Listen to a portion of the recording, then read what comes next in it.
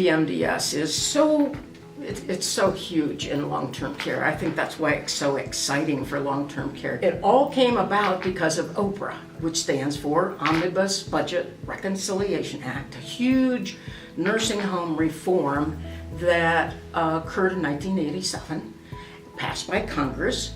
It was so huge it took till 1990 to actually enact. It's a horrible thing to say, but prior to that, when you heard someone, grandma's going to go to the nursing home, it was like, oh, I'm so sorry. Probably grandma's not going to be around much longer is kind of what you were thinking. But no, Oprah said, no, that's not the way we think about our loved ones.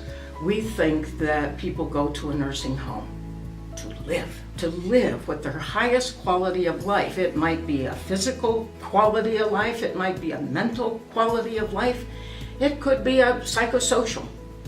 But whatever function they still have, we want to keep that going, and that's the OBRA philosophy. Keeping residents, helping residents attain or maintain their highest level of function for as long as possible. OBRA mandated that we do this minimum data set, that's the MDS, and it's a comprehensive assessment. And the whole big deal of that MDS is that we assess that resident's function. There's only one section about diseases. The rest of it is how do they think, how do they walk, how do they talk, how do they hear, how do they see. It's functional.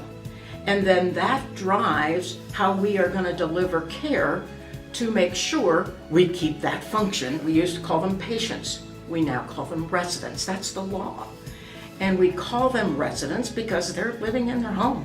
And because I'm residing in my home, I have rights. Huge part of OBRA was resident rights. That MDS is an invaluable tool to us in long-term care. And it involves so much of the nurse and her relationship with the resident and getting them to get to that highest level of function.